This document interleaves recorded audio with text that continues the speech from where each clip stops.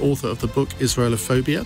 Mike Buckley is director of the Independent Commission on UK-EU Relations and a former Labour activist. And Lord Daniel Moylan is a Conservative peer and former Deputy Chairman of Transport for London.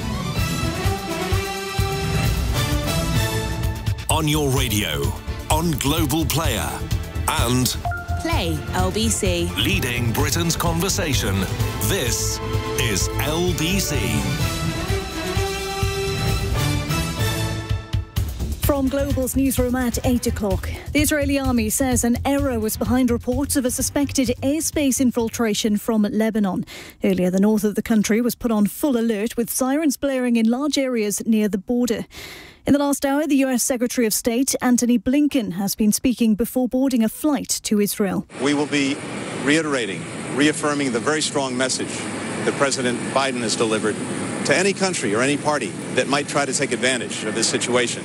And that message is don't. The President has deployed, as you know, the world's largest aircraft carrier group to the region to make very clear our intent to deter anyone contemplating any further aggression against Israel. Gaza's only power station said to have run out of fuel after Israel cut off energy supplies.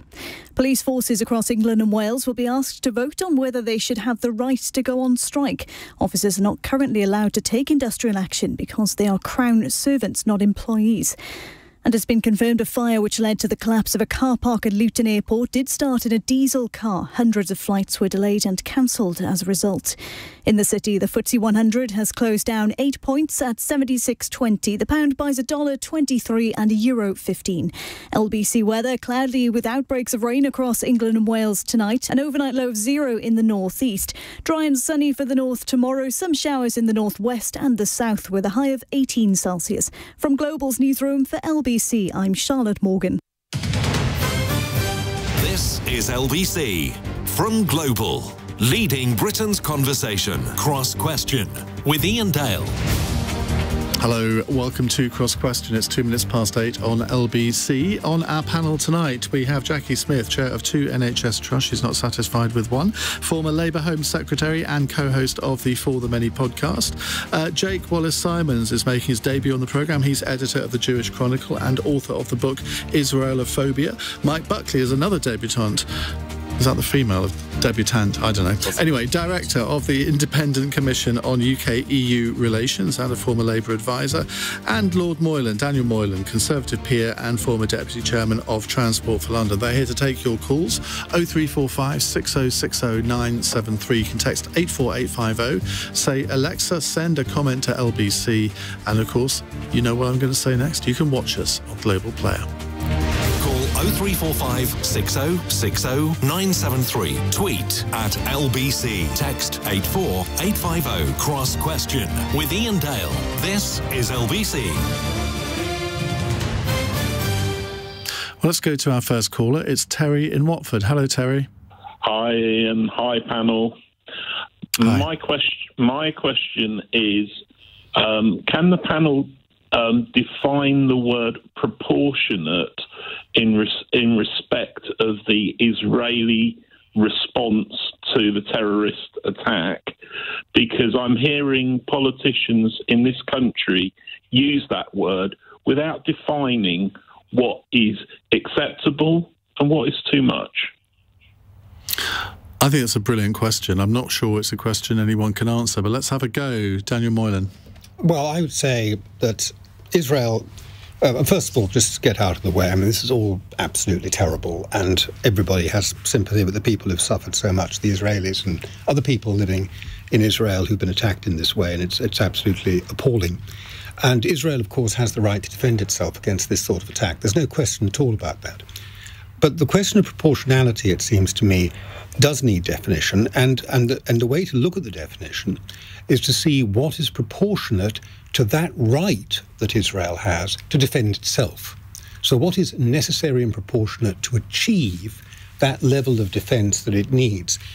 Proportionate doesn't mean if they've been appalling, we can be appalling as well, just for the sake of it. The proportionality relates to Israel's legitimate right to defend itself from this sort of attack or any other sorts of attacks that might be launched against them. But what's happening in Gaza at the moment I mean, people argue that that isn't a form of defence, that is punitive retribution. Well, I don't argue that, but some people do. People will no doubt say that, and I have given what I think is really quite a good formal definition. You then have to take that and apply it in reality to the facts that you see happening. And that is always going to be messy, difficult and complicated in any situation, but especially in a wartime situation like this. So some people will undoubtedly see what's happening in Gaza as being punitive, but it's very difficult to see also how Israel can take out the sort of administrative and other infrastructure which is being used as a basis for these attacks without some collateral damage also occurring. And these are very harsh things to say, and they sound almost unhuman, but this is exactly where the moral argument about the conduct of war takes place. It's in these harsh and difficult, edgy places. And I'm not saying I've got the answer to what has happened today, what's happened tomorrow, this particular attack, this particular raid, whatever. But those, I think, are the sorts of principles we need to be looking at. Is it proportionate and necessary for Israel to achieve its legitimate defence of itself from these attacks now and in the future? Jacqui Smith, I can't really imagine you agreeing with Daniel on anything, and yet you were constantly nodding your head at what he was saying there. I largely agree with what Daniel said, and I also agree with him about the complexity of the situation and, of course, the fast-moving nature of the situation. And just to be completely clear, I do agree with him that Israel has the right not only to defend itself, but to take action against the infrastructure that is used by Hamas and was the basis for their hideous attacks on Israel. Even and when that includes hospitals and schools? Well, I'll come on to that in a moment. And they also have the right to, I believe, and I suspect may well happen, to enter Gaza in order to try to free and rescue their hostages and people who've been taken away. However, of course, over a period of time, you then get to a position where if you're not careful, you do potentially move into areas that I think international law would recognise as being disproportionate. The use of siege, for example, to try to pursue your military Well, we've got another aims. question on that, so leave that to one side. Okay, but that I think would become disproportionate over a period of time. For example, the indiscriminate targeting of civilians would be disproportionate. To come to your question, and this is what I think Daniel was saying about collateral damage, it is hard for us. I mean, what we can see is that what is happening in Gaza is disastrous for the Palestinian people. It is the destruction of their infrastructure and their lives. And, of course, that's what Hamas must have understood would have been the consequence of the action that they took. And I think this will be a very difficult period of time as we support Israel in their legitimate aims and their defence, whilst also recognising the need to prevent a humanitarian and military disaster for the Palestinian people in Gaza as well. So reminder the question, how do you define proportionate in terms of military action? Jake, you've been writing about this, your journalist has been writing about this in the Jewish Chronicle over the last few days. Is this one of the main themes of some of the articles of how to define what proportionate actually means? It's certainly something that we think a lot about, and every person of conscience does think about that. The perspective that I come from, and every person that I know in the Jewish community and in Israel, and just generally people of good conscience, the perspective we come from is that every life is sacred and must be protected as far as humanly possible. That includes Palestinian civilian life, Israeli lives. Let's just get that out of the way. It sounds obvious, but it needs to be said right off the bat. Having said that, there can be no accommodation with the Islamic State. We didn't talk about proportionality when the RAF joined with a coalition of Western forces to destroy Islamic State. And what we've seen with Hamas is that although it has become known to people, particularly on certain branches of the left, as being a sort of revolutionary, almost like a Che Guevara of the Arabic world, the Israelis have always known the truth, and the world is now seeing the truth. Beheadings, rape of children, it was just announced this evening, grotesque mutilation of corpses and parading them through the streets, and the taking of Holocaust survivors, old people, children, as hostages, then using them, threatening them with execution and so on and so forth. There can be no accommodation. Just on the beheadings, I've been getting lots of texts this evening saying there's no proof that this happened, and the IDF person who originally alleged this, according to a couple of texts, has now withdrawn it. Well, this evening, as far as I understand it, just before I came into the studio, the Israeli Prime Minister's spokesman confirmed that it's true. Okay. So that's what we're dealing with, and I'm sort of building up towards the scenario. There are some untruths that are flying around about the situation with Gaza. The first is it's very common for the useful idiots of the jihadis of Hamas in the West to undermine Israel's security measures by painting them as an affront to social justice. For example, the idea of a sealed border as leading to an open-air concentration camp. Well, we saw over the last few days why that border has been sealed for so long, because if it wasn't, this would have happened a long time ago, and Hamas wouldn't have stopped at 1,200 people. It would have gone for 6 million, the same as the Nazis did. The other thing is that Gaza has not just one border, it has two. The other is with Egypt. Egypt is not opening its border. Egypt is not allowing refugees to come in to its territory. It's not behaving in the way that the Arab countries behaved when the Syrian war was happening, accepting refugees and helping them. It's not providing significant humanitarian aid. Why is that? Why is that? Because the Egyptian leader, al-Sisi, was asked about this just yesterday, and he basically said, we don't want to invite problems into our country. It's not our role to resolve somebody else's fight, somebody else's problem. That's part of it. It's complicated. And so you end up in a position where Israel is being called upon to feed, to provide with energy, to provide with water, and to enable its jihadi enemies while it's trying to destroy them.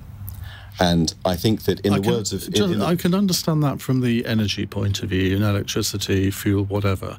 It's slightly more difficult to explain to the ordinary Brit that denying Palestinian people food and water is sort of doing anything to aid the battle against Hamas. I think it could be the reverse. I think it's a very, very difficult judgment to make sitting here in London. You know, I think the scale of this doesn't sometimes hit home with people. You know, the proportion. You know, Israel is a very small country, has a population of smaller than London. If you scale it up to be a British population, it would be the equivalent of 8,500 deaths. If you scale it up to America, I believe it's about 45,000 deaths. This dwarfs 9/11 in terms of the Israeli experience, and it is existential, particularly with all eyes going north towards Hezbollah, which are a graver threat than Hamas. If they join in, we are then suddenly in a position where we're not far from thoughts of Israel's entire annihilation. And if we look back to how we behaved when we were last under existential threat in Britain, after 9/11, we went with the Americans into Iraq. And we all know about what happened there. But when we experienced existential threat on our own shores, the last time was really the Second World War. And just think of Dresden, firebombing indiscriminately millions of people, or hundreds of thousands of people. And so I think it's very easy for us to sit here in Britain and wag our fingers and say, oh no, proportionality, you know, why don't you just be nicer and sing Kumbaya? Israel is dealing with ISIS. I mean, Hamas share a common ideological root and history with ISIS and Al-Qaeda. They're dealing with that threat, and they are behaving according to the rules of warfare that they have set themselves, which are higher than most armies in the world adhere to, such as warning civilians to move away from targets before they hit them, with leaflets, with a dummy bomb on the top of roofs before they hit the building, with mass text messages to civilians. I agree with you, you know, to cut off food and water feels harsh sitting here in London, but when it's total war and existential, it feels different. Mike Buckley. Lots to say. I mean, lots to agree with from all sides. I mean, I've been listening today to Joseph Borrell was talking about civilians, and where humanitarian law, where international law draws the line, is at the point of where civilians are needlessly harmed or killed or maimed, and I think we've already gone way beyond that point. I mean, definitely more. We're already at the point where more Palestinian lives have been lost and more injuries have taken place within Gaza than within Israel, which is not in any way. It's a tally. Which is not in any way to justify the actions of Hamas. And I agree with you, there can be no accommodation with Hamas. I mean, they are a terrorist organisation. They are against the Jewish people entirely. They're against the state of Israel entirely. So there can be no accommodation. But that cannot mean and should not mean that every civilian life in Gaza is at risk. These people, I mean, as you say yourself, these people have got nowhere to go. You send them a text message, they're going to go somewhere, they're going to go probably somewhere else where they're going to get bombed. But the problem is that if you take that view, that action against Gaza is because of the danger of civilians getting injured or killed. I mean, what should Israel do then? I mean, it can't just sit back and do nothing. No, it can't. But, I mean, at the moment, we're in the midst of this crisis. We are in the midst of this moment. But if you take a step back, and I was pleased today particularly to read that some American lawmakers are beginning to take a step back and beginning to think about Israel-Palestine, two-state solution. There's been no move towards a two-state solution for decades, even though it's still talked about as, this is... That is largely because of Hamas, isn't it? It's not entirely because of Hamas. I didn't say entirely, I said largely. I wouldn't say largely. I would say it's just as much because of the Israeli government, which is busy, putting settlements across the West Bank in defiance of international law. It's also because of American politics and inaction of the American government. The only organisation in this world that can make a meaningful difference in this long-term conflict is the American government, and they have failed to since at least Camp David and Bill Clinton. Well, John Kerry had quite a big initiative, didn't he? When he was Secretary of State under Obama, there was quite a lot of shuttle diplomacy then. It didn't actually amount to anything. There was shuttle diplomacy, but there's no movement. And I think we all know pick an example in history where building a wall around something and incarcerating a group of people has ever been a long-term solution. Gaza, the wall around Gaza is not a long-term solution. You can encase those people, but eventually something will happen, and something has happened, and we all wish that it hadn't happened. What we need to think about now is how do we prevent this from ever happening again? And that can't be just going in, doing lots of bombing, killing lots of people, taking lots of buildings down, taking away food and water, putting the wall back up and leaving it be. That cannot be the conclusion. OK, more questions from you in just a few moments' time here on Cross Question. It's 17 minutes past 8. This is LBC.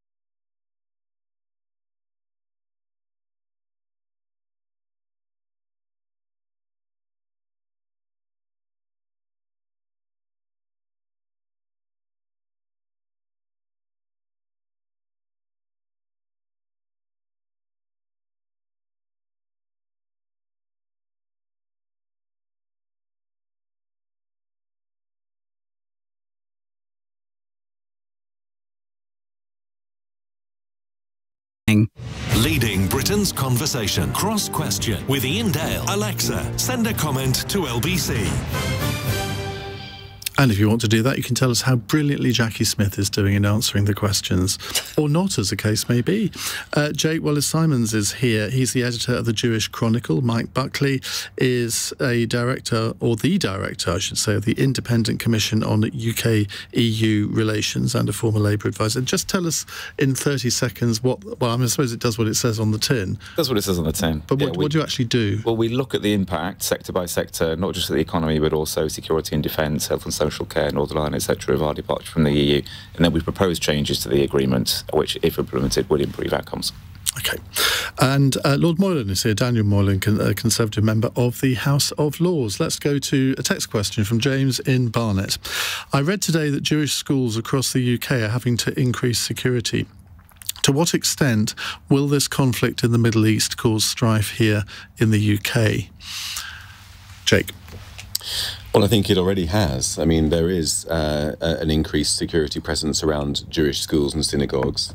In fact, it's some kids I've heard anecdotally are going to school and it's making them anxious, thinking what's going to happen to us, so we need to have these police outside. And hopefully they won't ever find out and it won't ever happen. My nephew was shouted at in the street yesterday.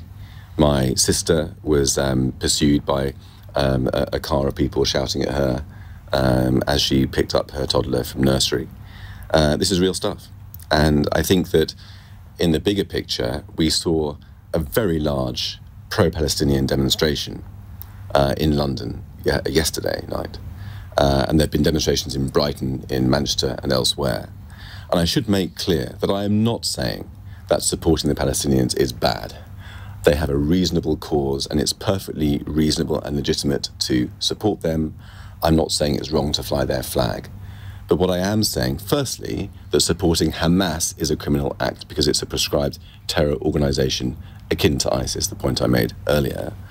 But secondly, if your first response to seeing the sorts of brutality and savagery that I talked about earlier, that we've all seen and read about, if your first response is to lift a Palestinian flag and say Free Palestine, even if you don't mention Hamas, that's how it feels, particularly to the Jewish community in Britain.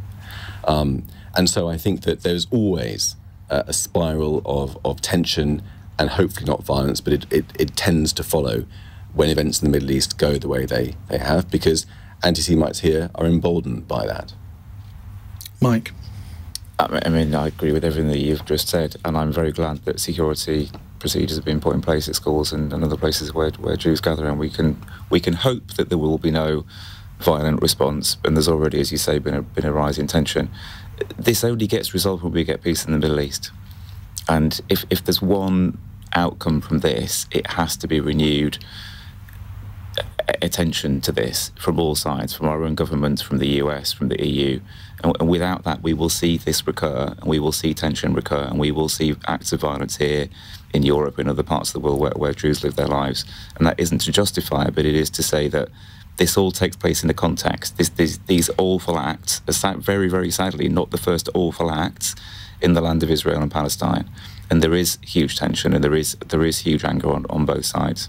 And that isn't going to go away until people come together. And I know most people think that's impossible, but you Would you have suggested peace talks with ISIS back then? We were fighting ISIS. I am not including Hamas in this at all. You're right, they are a terror organisation and they need to be rooted out. And I agree that there has been a lack of leadership. The Palestinian Authority did support side. the terrorism as well over the past few days. I'm sorry? The Palestinian Authority did support the terrorism over the past few days, legitimised it as being resistance and actually agitating towards it as well from the West Bank. There has been a gross lack of leadership from the Palestinians for many years, and that is indeed a part of the problem. So how do you negotiate peace with these sorts of leaders? You find people you can negotiate peace with. Well, there was one called Nazir Banat, who was a democracy campaigner last year.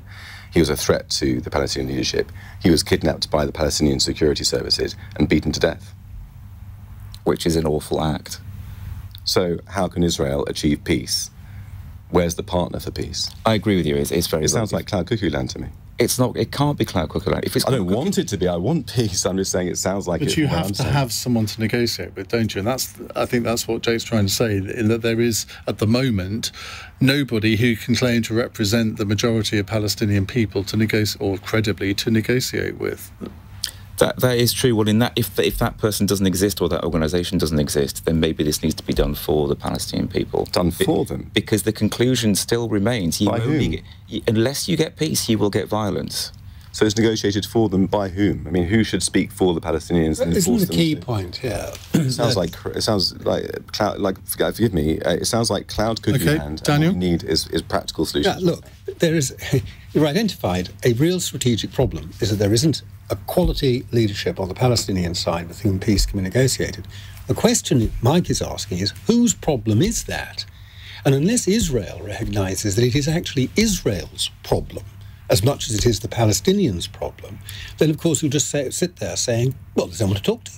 Why do you think Israel doesn't recognise that that's the problem? Well, it recognises it's a problem, but you're not doing so around this table. You're saying there's no one to talk to, so who can we talk to? Now, that is your problem, not your answer. That's your difficulty. So what's your answer to the difficulty? Well, my answer is, if you ask me what my answer is, I am very taken with the idea that came in with the last Israeli government, which is a very broad church and very pragmatic, of shrinking the conflict. I.e., we can't see necessarily a grand plan to get out to resolve peace in the Middle East right now. What we can do is maybe agree that we can maybe take a few checkpoints down, we can ease things here or there, we can find pragmatic solutions to ease the conflict and shrink the conflict and find consensus step by step to get to a position where peace talks are possible. As Naftali Bennett, the last Prime Minister who promoted this idea, put it, 70% of Israelis agree on 70% of the issues. And it's and I think that is a good way to approach peace in the Middle East. I think the idea of saying that we can just have a two-state solution and talk to them and all this business right now, when, as you admitted and acknowledged, there's no partner for peace. In fact, there's more terrorism in Gaza, but there's also in the West Bank. It's for the birds. So to come back to the original question around security in schools and the situation in the UK, I mean, the terrible truth about this is that when I was Home Secretary, I worked with the Community Security Trust on security around Jewish schools, synagogues, Jewish cemeteries. There has been a long-term concern for Jewish people in the UK about the security risks that they face. And that has been worsened by some of what we've seen as a response to the last few days. And I think it is right, if slow, that the police now seem to have recognised that. I actually agree with the Home Secretary. What? I know, pretty unusual for me with her. But I do agree with her argument that at this moment in time, actually the police do need to take strong action against people who are creating further fear amongst Jewish people in the UK. And we have to be very careful that we don't do things, however strongly we feel about them, which put Jewish people who have family and others in Israel who feel desperately, as we've heard, who feel desperately worried and sad about what's happened, under further pressure from actions that we allow to happen. Let's take a quick call before the news from Kamal in Harrow. Kamal, hi. Hi, Ian. First-time caller. How are you? Hi, welcome. What would you like to say? Yeah. There's a lot that I want to say in the last few days. But obviously, first of all, can I just start with, it's absolutely awful. Any deaths on civilians, whether it's in Israel or in Gaza, West Bank, is awful. But we have to put it into context, and nobody's mentioned the elephant in the room here is that. Kamal, when I said what would you like to say, I really meant what was your question, because we're slightly running out of time. Sorry. Yeah. So my question was, where do we draw the line between free speech and hate speech? Because I do feel we're getting closer to reaching a point where any criticism of Israel will be criminalised, and I think that will be a travesty of justice. Well, I would hope we could all agree on that. It's perfectly legitimate to criticise Israel. I mean, I've been very trenchant in my defence of what Israel has done over the past 48 hours, but in the past I've certainly criticised Israel and its Prime Minister for a lot of the things that they've done. I'm going to ask you to all to answer that question briefly after we come back from the news headlines. It's 8:30. Let's go to Lottie Morley. It's claimed an invasion of Gaza could happen as soon as tomorrow after Israel set up a war cabinet and government of national unity. Here in the UK, British Airways has suspended flights from the UK to Tel Aviv, with one having to turn back to Heathrow. Thousands of police officers in England and Wales are being asked to vote on whether they should have the right to strike. They're not currently allowed to because they're Crown servants rather than employees. And the Shadow Health Secretary has used his conference speech in Liverpool to say the NHS must modernise or die. Wes Streeting says there must be more emphasis on preventing illness and providing treatment in the community to relieve pressure on hospitals.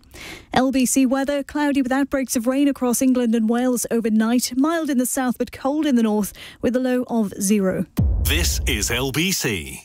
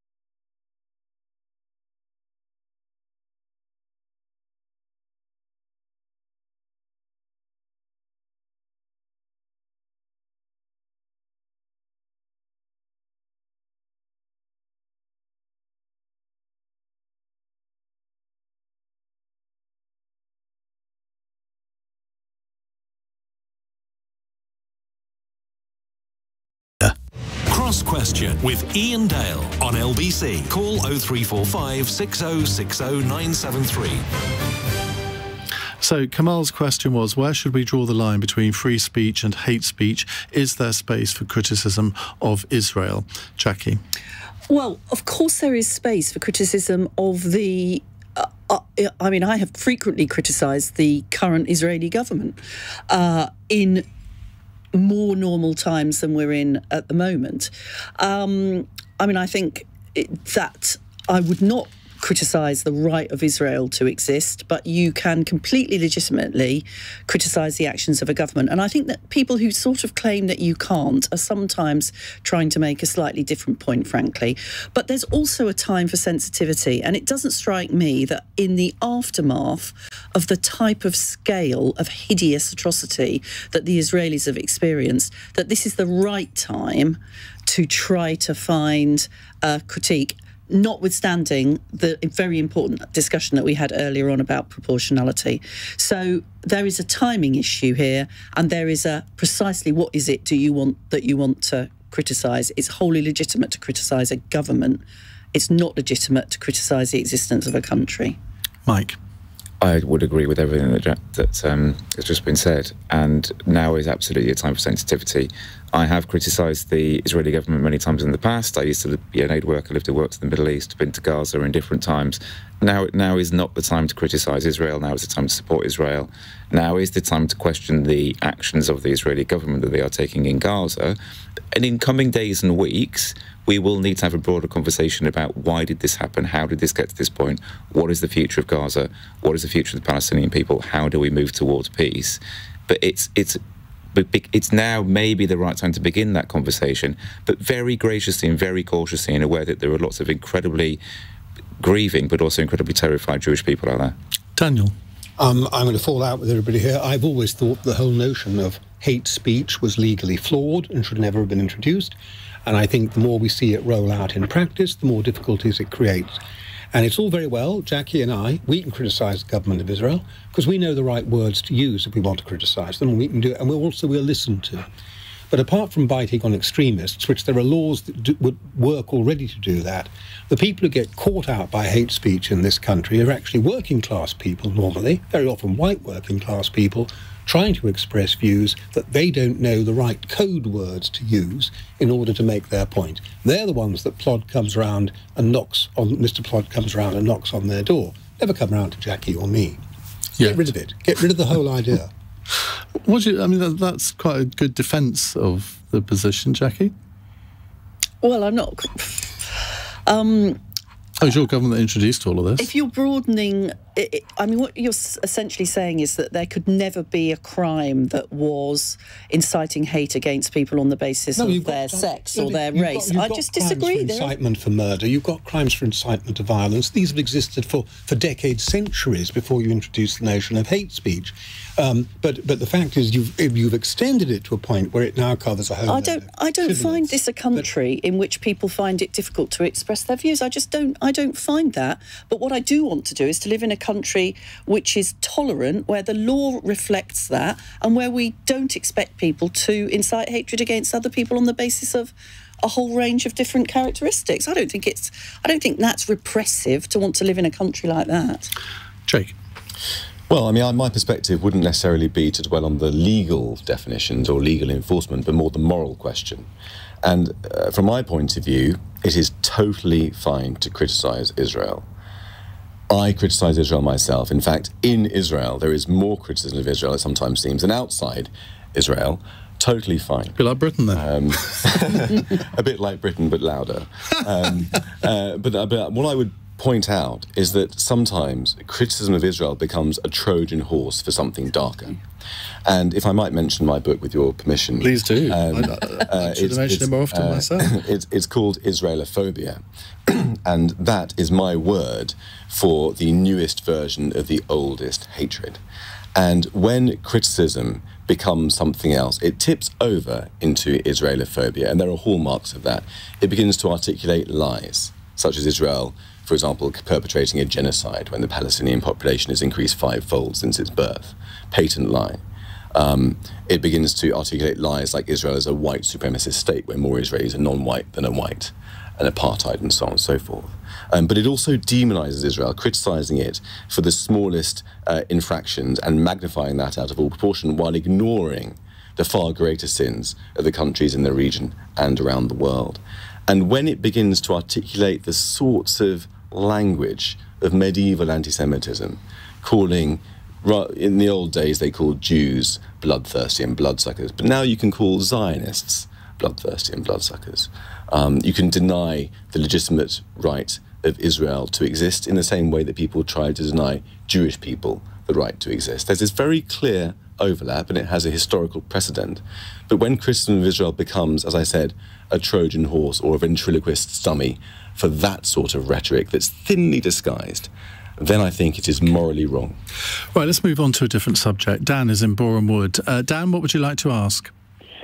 Hi, it's hard to word, but it's a question on essentially the balance of Keir Starmer's pledges on housing and how, he's a Labour politician, he needs to stay to his roots. But in the past, Labour politicians have been all about, regulation and then taxing the public to then build homes. And what is he really going to do? Is he going to bulldoze planning? Is he going to be novel with some novel ideas about encouraging private, how do we encourage people to build homes? What is he really going to do? Well, I'm afraid he isn't here, but the next best thing is sitting to my left, Jacqui Smith. Well, I'm not here to explain Keir Starmer's housing policies. However, I will say that I think he was, well, first of all, he was pretty clear, and Labour has been pretty clear in defining what the problem is here. Far fewer young people can own their homes and have decent places to live in than was previously the case. So there's a problem that needs to be addressed. There are insufficient houses being built, and there's too much bureaucracy standing in the way of the development of housing in any sort of at any sort of level that will enable us to solve those problems of where people are going to live. So you have to reform the sort of proposals he was putting forward this week involved reforming the planning system, strengthening the ability of councils to have expectations about what proportion of housing will be affordable, for example, and how developers will fund other social developments. And something that I, having been a former MP for Redditch, Newtown, was quite sort of pricked up my ears at, the idea that you will actually allocate areas where you can build new towns, which of course was what happened in the 1970s with the Newtown Commission, in order to provide affordable housing outside cities for people.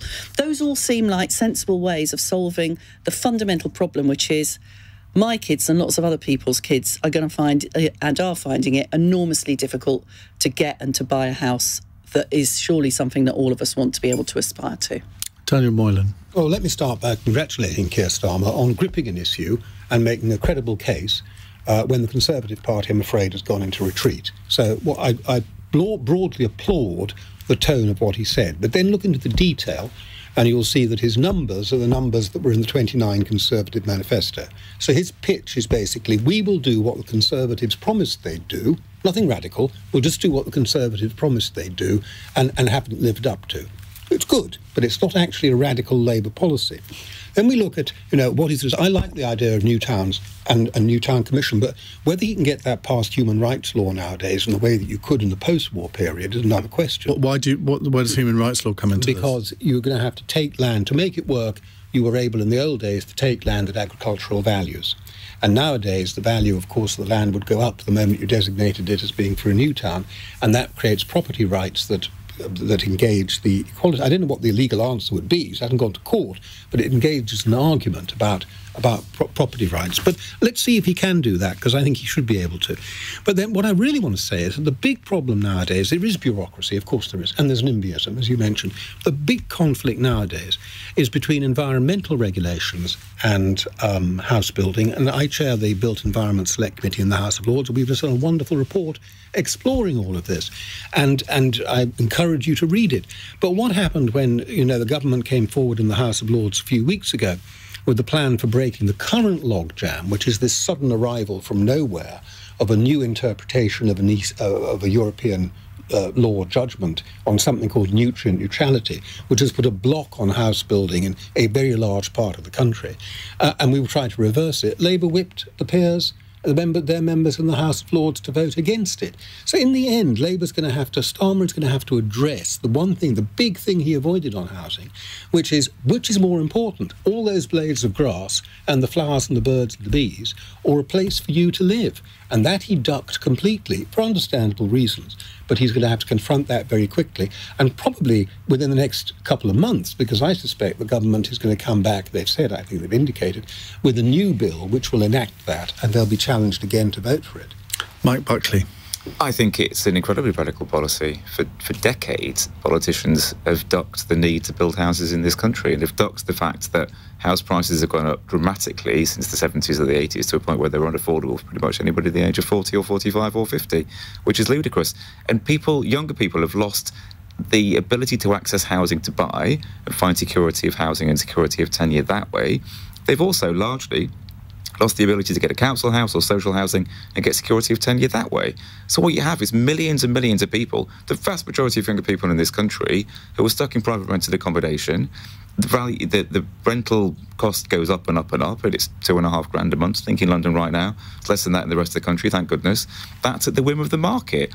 People are caught, and as we know, if people don't have security of tenure, they don't put down roots, they have fewer children, they don't get involved in the local activities, the local church, the local food bank, the local, whisk drive, whatever it is, people's lives are materially worse. Our communities are materially worse. Keir Starmer is saying, I will deal with it. And just to respond to the point on the environment earlier on, this is not an either-or of you build houses or you desecrate the environment. You can build houses and you don't desecrate the environment. What the Conservatives want to do is build houses close to watercourses, and lots of runoff into the water. That will harm marine life in particular. There is a way to build houses in other places, and I think particularly opening up the green belt will enable that, because there's this huge swathe of land designated the green belt. Some of it's very beautiful, some of it really isn't and can be built upon.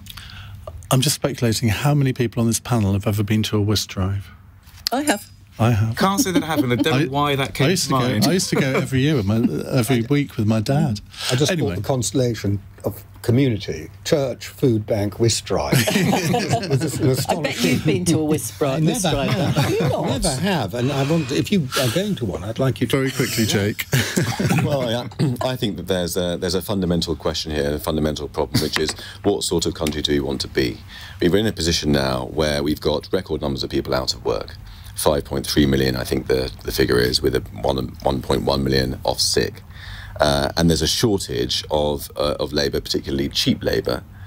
This is all post-COVID in particular, has been exacerbated by that. But it goes back much further than that. The way in which the government has been trying to fill that black hole is with immigration. And our population is expanding, not just because of immigration, but it's a big part of it, expanding rapidly. I mean, the immigration levels are at a level that would have made Tony Blair's eyes water back in the day. And so if you have that, if that's the country you want to be, if that's the decision that we want to take to move forward in that way, undoing it is very, very difficult, then we need to have somewhere for everybody to live. And at the moment, because we've got limited housing stock, it pushes house prices up and rent prices up and hits young people. And so we are going to have to build proper housing, including new towns, if that's the way things are going. Now, Keir Starmer's target, 1.5 million new homes, is very ambitious. And I wonder if there isn't a reason why the Tories have failed to hit similar targets in the past, because it's a very, very difficult problem to solve. Is it really that ambitious when, even under this government, I think it's 220 to 250,000 a year being built, and all he wants to do is put it up to 300,000? And why is that so ambitious? Well, it's ambitious because he wants to go beyond that to 1.5 million. It doesn't just stop at that level. Yeah, that's still only 300,000 a year. That was over a 5-year period. Sure, but it is ambitious because at the moment the pressure is so intense on the public purse and on the public finances that we're not in the pre-financial crash days, we're not in the pre-COVID days, we're in a very different world with taxes at record levels and expenditure at record levels as well. So there's very little to play with. Right, we'll move on to some more subjects in just a couple of minutes' time, and our legendary fun question at the end. It's 8:48. LBC.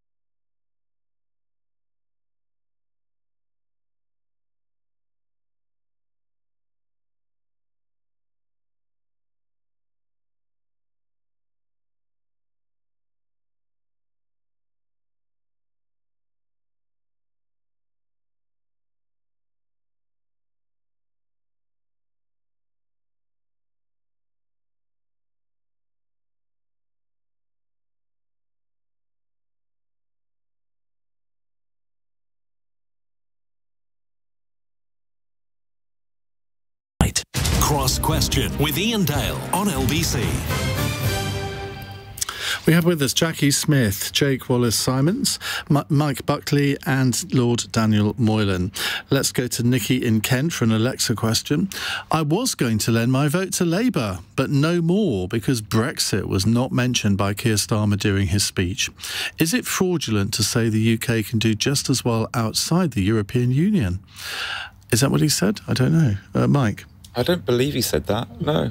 I mean, Labour is setting out now a very clear plan on Brexit, which I think everybody's very, very happy to see. And they're very clear that the deal that Boris Johnson put together is catastrophic for the UK, and that indeed is why I have a job, discovering all the ways in which it is catastrophic. And it's not catastrophic for you, then? It's not for me, no, granted. However, I do end up in lots of conversations discovering lots of awful things that are happening in other people's lives, so it's not always cheerful, if you see what I mean. So I think Labour's been very clear that a better deal is available.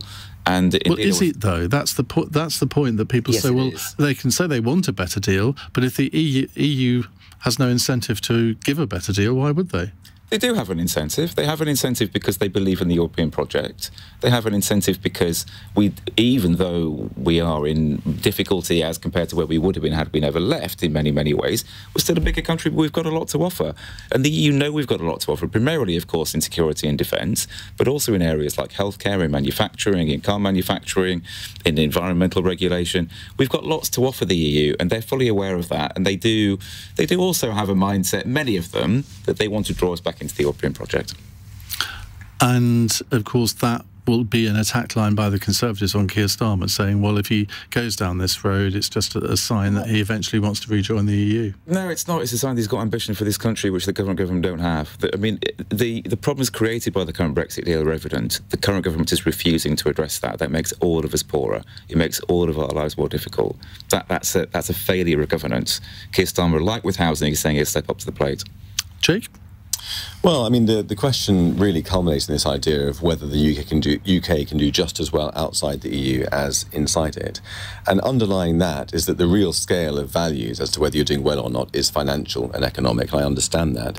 But I think a lot of Brexiteers feel there are other scales of value as well, including feeling like you're in control of your own destiny, sovereignty, and being an independent nation. And I think that's really, for me, where the question lies, whether we can, as a country, grip the idea of independence and sort out our own problems ourselves, or whether it will just be a disaster. And talking about immigration earlier, I think many Brexiteers are very surprised that they might have voted because they thought they were going to get lower immigration. And finally, we've got control back, and it's gone up. Well, they should have listened to me, shouldn't they? Because I said the exact opposite would happen. Jacqui? I think what Nikki was wanting Keir Starmer to say was, we will rejoin the EU. Now, you know, in an ideal world, I would like to rejoin the EU, but I absolutely know it's not going to happen. I respect the views of the British people, even if it appears from polls that they've now changed. But I accept the result of the referendum. I accept that the EU are unlikely to welcome us back with open arms anyway. So actually, the most sensible way to approach this now is the sort of work that Mike's doing and the pragmatic approach that Keir Starmer's taking to trying to get the best for Britain out of a series of ways in which we are able to negotiate better deals with the EU. That's the sensible and pragmatic place to be now. Is it, Daniel? No. Everything you want to get from the European Union, there is a price for it. And every part of that price means giving up a degree of sovereignty and control over your own affairs. And nobody in this country really wants to go back down that path. There's a few fanatics like Mike who are working on it, but really is a fanatic. He doesn't strike me as a I've never met him before, but he doesn't strike me as a fanatic. There is a glint in his eye. Your listeners couldn't see the glint in his eye the moment we got onto that question. Calm and rational up to that point, and then the glint in his eye. I cannot wait. I mean, Keir Starmer can waste his 5 years in office, if he gets elected, 5 years in office, doing things that people, on the whole, don't want to do, like messing around with the linings with Europe, reforming the House of Lords, like sharing real-time intelligence information so that we're a safer country, for example, something like that. Giving votes to 16-year-olds, or he can focus on fixing some of the things. Nothing to do with Brexit, but there's a whole range of stuff that he's being drawn into, or he can focus on fixing the things people are interested in. I can't wait for the moment when Keir turns up, newly minted Prime Minister, turns up in Brussels, first flight, there's von der Leyen, all those people lined up in there, and he says, "Hello, Ursula, it's me, it's Keir, your old friend, your co-conspirator. Remember those great days when we were plotting against Brexit? What's the deal? What's the deal for Britain now I'm in charge?" And he finds out it's exactly the same deal that was being offered to Rishi, and they're not really that interested. And either that'll be a wake-up moment for him, and he comes home and he realises his job is to run this country properly for the people of Britain, not give our sovereignty away to another power, or he'll just waste his what I suspect then will be a fairly brief period in office. We could spend the rest of the programme talking about that, but I do want to get this last question in. It's a text question from Kate in Barnstaple. Judges are being told that prisons are full. Apparently rapists and burglars could be temporarily spared jail from next week. Do we send too many people to prison? Now, Lord Edis, the senior presiding judge for England and Wales, has ordered that sentencing of convicted criminals who are currently on bail should be delayed from Monday. Jake? Well, prisons are the pinch point where problems that are underlying in society find their fullest expression, and we do have overcrowded prisons which have been like that for a very long time, with more people in cells than the cells were designed for, with Victorian estates, with really woeful conditions. But the difficulty is keeping the recidivism rates down if you're not going to use prisons in the way that we have been. There have been a lot of problems with the idea of people being incorporated into the community and serving their sentences in open prisons and that sort of thing. And I think that it's not really a vote winner. People want to be tough on justice and on crime and law and order. And if they hear a manifesto which says we're going to put less people in prison, fewer people in prison, it's not going to win any election. So I think that both parties are going to be talking tough in the run-up to the next election. Daniel? I'm out of sympathy with a lot of my natural supporters here. We are sending too many people to prison, but we are also, and this is really at the heart of it, sending people to prison for too long. The sentences have increased for serious crimes. The sentences get longer and longer and longer, and people demand longer sentences, and the judges are required to impose longer sentences. We're now talking sort of 30-year, 40-year type sentences are coming down in some cases, and they're doing no good whatsoever. I mean, you know, if you, in the days of hanging, if you were convicted of murder and you were reprieved, and a lot of people were reprieved, and you were given life sentence instead, back in the 40s and 50s, do you know how long you'd have served for murdering somebody? You'd been about 10 years in jail before they let you out. Now what we've got is, that's just an example. And now we have, you know, longer and longer sentences to no purpose whatsoever. We have the IPP scandal, which remains completely unresolved. That would take 3,000 people out of jail straight away. We're really running out of time, Jacqui. Short answer. Our criminal justice system is an utter mess. There are too many people in prison. They're not being rehabilitated. Cases are taking far too long to come to court. People are losing confidence that the criminal justice system is working to keep them safe, or even to properly progress people's cases if they are defendants. I'm doing jury service next week. I hope I'm not on the receiving end of that mess. But, you know, it is a shocking... You might escape it. Yeah, I might do. It is a shocking scandal and something that I think we need a Labour government to clear up. Now to the fanatical Mike Buckley. Well, I will agree with the fanatical Jacqui on this. The criminal justice system is in a mess. Yes, there are too many people in prison. Yes, potentially people are there for too long. Yes, people aren't being rehabilitated. But these are all subsets of a criminal justice system which, after 13 years of terrible government, is failing catastrophically. Wasn't doing too well under the previous 13 years, I seem to remember, in some regards, but we'd better not get into that. Oh, should we get into numbers of people in prison, rehabilitation rates, crime rates? Final fun question from Sam in Hounslow. The Manchester tram line will now be voiced by Liam Gallagher. God, whatever next. If the Tube needs a new voice, which politician or public figure should they get to record it? Jacqui? Well, having spent an hour with you lot, it'd be good to have a woman's voice, so I'm going to go with Adele. Right, OK. Daniel? If you go to the wonderful headquarters that was built for the London Underground in 1920s at St James's Park Station, which Sadiq Khan has scandalously sold off to be a private hotel, and you look at the foundation stone, it says this foundation stone was laid by Mr. So-and-so, one of the housekeepers of London Underground. And that's the tradition of London Underground. Tradition of London Underground is to have its staff at the fore, and I think it should be the staff who are actually doing those announcements recorded for maybe a year at a time, whatever. Just like we did those great portraits of all the staff about 5 or 6 years ago, 8 or 9 years ago, as a sort of project, an arts project. The staff should be at the heart of it, and we don't need celebs. The railway, the tube, is the star. Mike? Well, Boris Johnson needs a job, but I would suggest if you really want to cheer people up, you should get David Attenborough or Joanna Lumley on there. Oh, Joanna Lumley, yeah, absolutely. Improve everyone's journey. I'm sold on that. Jake? I would say Sir Keir Starmer, because he clearly thinks at the moment there is light at the end of the tunnel, unless his train goes off the rails. And Jake will be appearing at a comedy company every Saturday. Thank you very much indeed to Jacqui Smith, Jake Wallis-Simons, Mike Buckley and Lord Moylan. Coming up in the next hour, a man has scaled Sheffield Town Hall to remove the Israeli flag as Jewish schools around the country step up security. How do we stop the conflict in the Middle East causing social strife here in the UK? Have you experienced this? We've heard from Jake in this hour that various examples of people that he knows who've been shouted at in the street, abused in some way or another. Are you worried?